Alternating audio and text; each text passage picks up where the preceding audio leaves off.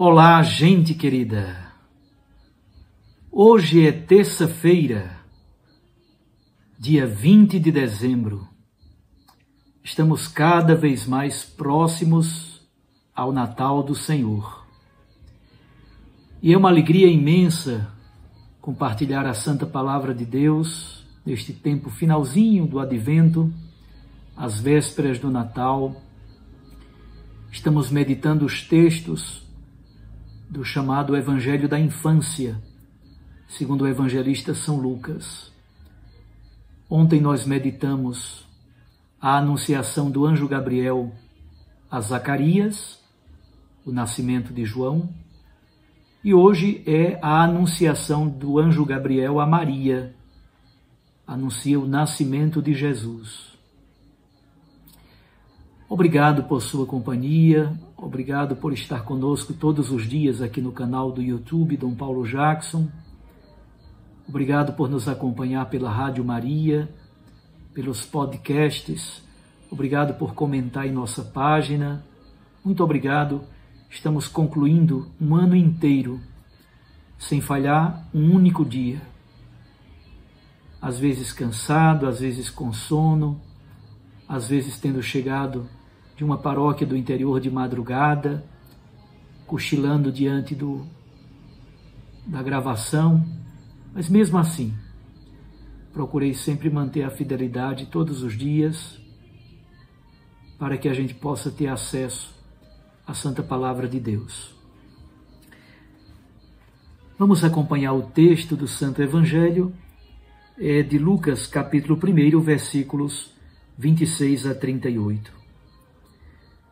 No 6º mês, o anjo Gabriel foi enviado por Deus a uma cidade da Galileia chamada Nazaré, a uma virgem prometida em casamento a um homem chamado José.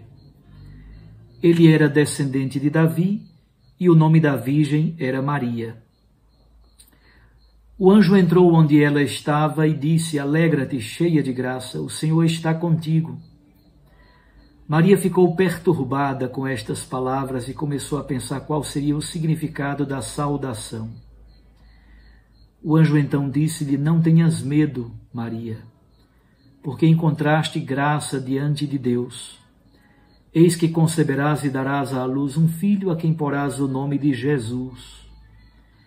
Ele será grande e será chamado Filho do Altíssimo, e o Senhor Deus lhe dará o trono de seu pai Davi. Ele reinará para sempre sobre os descendentes de Jacó, e o seu reino não terá fim." Maria perguntou ao anjo: "Como acontecerá isso se eu não conheço homem algum?" O anjo respondeu: "O Espírito virá sobre ti e o poder do Altíssimo te cobrirá com sua sombra. Por isso o menino que vai nascer será chamado Santo, Filho de Deus. Também Isabel, tua parenta, concebeu um filho na velhice. Este já é o 6º mês daquela que era considerada estéril, porque para Deus nada é impossível." Maria então disse: "Eis aqui a serva do Senhor. Faça-se em mim segundo a tua palavra." E o anjo retirou-se. Palavra da salvação. Glória a vós, Senhor. Minhas irmãs e meus irmãos, o chamado Evangelho da Infância está presente em Mateus, capítulo 1 e 2, e em Lucas, capítulo 1 e 2. No Evangelho de Lucas, há um verdadeiro paralelismo. Por exemplo, ontem tivemos o anúncio do nascimento de João. Hoje, o anúncio do nascimento de Jesus. E há um episódio complementar, que é a visitação de Maria a Isabel e o Magnificat. Conclui-se, portanto, com um cântico, esse primeiro bloco. No segundo bloco, temos o nascimento, a circuncisão, o nome, a reação dos presentes e um cântico. E mais um episódio complementar. Nos versículos 57 e 58 se narra o nascimento de João. No capítulo 2, de 1 a 20, o nascimento de Jesus. Versículos 59 até o versículo 80 do capítulo 1, a circuncisão, a imposição do nome, a reação dos vizinhos e o cântico do Benedictus. Do lado de Jesus, a mesma coisa. Capítulo 2, versículos 1 a 20 e depois 21 a 40. 1 a 20 é o nascimento de Jesus. 21 a 40 temos a circuncisão de Jesus, a imposição do nome, a reação de Simeão e Ana e o cântico de Simeão, o Nunc Dimittis. O episódio complementar é Jesus perdido, chamemos assim, e reencontrado no templo. Como vocês percebem, claramente há um paralelismo entre o ciclo de João e o ciclo de Jesus. Mas olhemos para o texto do Evangelho de hoje. Recentemente fizemos uma leitura desse texto e propusemos a seguinte leitura a partir da intervenção do anjo, reação de Maria. Segunda intervenção do anjo, segunda reação de Maria. Terceira intervenção do anjo, terceira reação de Maria. Essa é uma possível chave de leitura. Na primeira intervenção, o anjo saúda Maria. Maria fica perturbada e começa a refletir sobre o significado da saudação. Na segunda intervenção, o anjo intervém, dando a mensagem central que veio transmitir, o nascimento do Filho de Deus. Maria reage com um questionamento. Como é que vai acontecer isso se eu não conheço homem algum?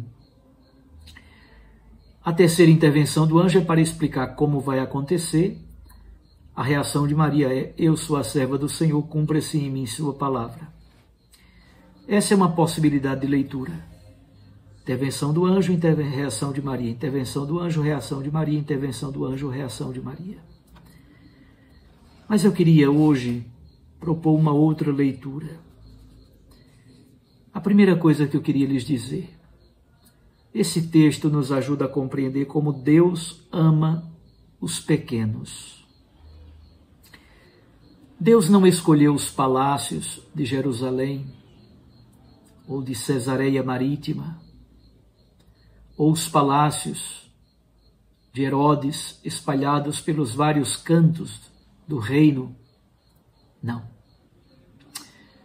Deus escolheu uma aldeiazinha de mais ou menos 300 habitantes que nunca foi nem citada no Antigo Testamento. Ninguém nunca ouviu falar da tal de Nazaré. Uma aldeia perdida nas serras da Galileia. Mais ou menos 300 habitantes.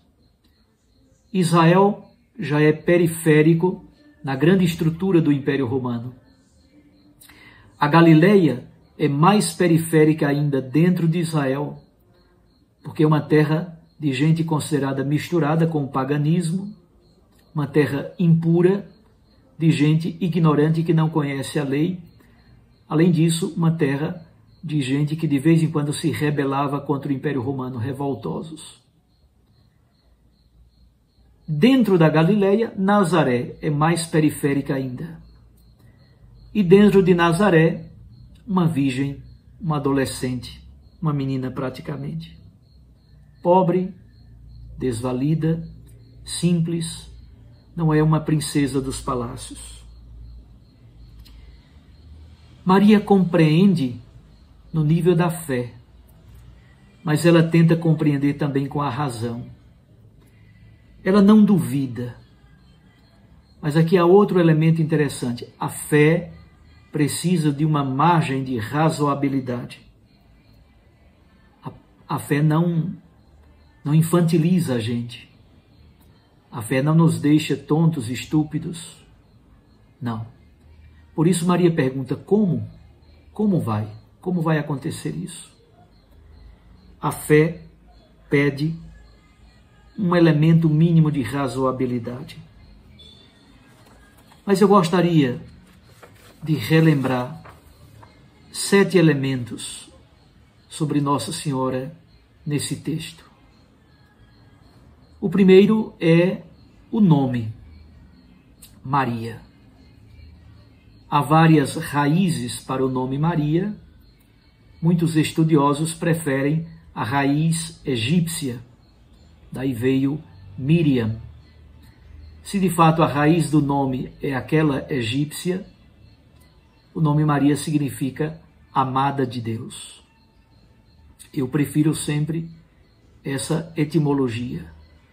O nome da Virgem era Maria, a amada de Deus. 2. Ela era virgem. Esse termo significa não somente uma jovem, ela era uma jovem solteira. Também significa virgindade física, mas sobretudo significa virgindade ética, virgindade espiritual, virgindade no nível da fé, virgindade porque completamente de Deus, um coração indiviso, um coração todo marcado pelo amor de Deus. 3. O anjo Gabriel chama Maria com um título que é muito forte no Oriente, que charitomene. Que charitomene é um particípio perfeito. E o tempo perfeito na língua grega significa que algo aconteceu no passado, mas os efeitos perduram até o presente e também para o futuro. Então, quando o anjo Gabriel chama Maria de que charitomene, ele está dizendo, ela foi toda planificada da graça de Deus, ela continua hoje toda planificada da graça de Deus e para o futuro ela será sempre toda cheia e planificada da graça de Deus. Por quê? Porque o Senhor está com ela. O anjo diz, o Senhor está contigo, Maria. Não pode haver coisa mais bonita do que esta. Deus está contigo, Maria. 4. Ela vai ser a mãe de um filho. E que filho! E que filho! Ela gera em seu seio virginal um filho. E esse menino, ele tem o nome de Jesus, que significa Deus salva. Aí está a sua missão e a sua identidade profunda. E ele é dito no texto bíblico de hoje, Filho do Altíssimo e Filho de Davi. No nível da carne, ele é filho de Davi, descendente de José pela paternidade legal. Vimos domingo, no texto de domingo, quando José assume a paternidade legal de Jesus, ele coliga Jesus com o clã de Davi em Belém, com a tribo de Judá e, consequentemente, com toda a história de Israel. Então, Jesus é filho de Davi. Também dizia Paulo na carta aos Romanos, naquele capítulo 1. Mas ele é filho do Altíssimo, filho de Deus. Jesus, Deus salva, filho de Davi, filho de Deus. 5. Tudo isso acontece por obra do Espírito Santo. A sombra do Altíssimo, a proteção do Altíssimo paira sobre Maria. Ela se torna como que Shekinah de Deus.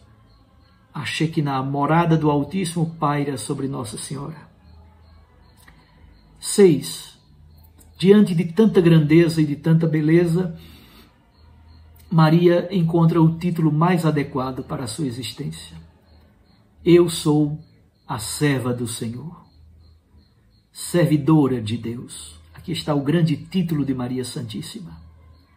E 7. Ela é a discípula perfeita. Cumpra-se em mim a tua santa palavra. A palavra de Deus se cumpre plenamente em Maria, porque a palavra de Deus se encarna em seu seio virginal. Vamos rezar hoje estes 7 elementos que o texto nos oferece. O nome de Maria, amada de Deus. Ela é virgem do ponto de vista físico, ético e espiritual. ela é a toda agraciada, toda planificada da graça de Deus, porque o Senhor está com ela. Ela é a mãe de Jesus, filho de Davi e filho do Altíssimo. Quinto, tudo aconteceu por sombra e força do Espírito Santo. 6, ela é a serva do Senhor. E 7, nela se cumpriu a palavra plenamente, porque ela é a discípula perfeita. Um abraço a você. Fique com Deus e sua Mãe Maria Santíssima. Eu os abençoo em nome do Pai, do Filho e do Espírito Santo. Amém. Até amanhã, continuemos o nosso retiro espiritual.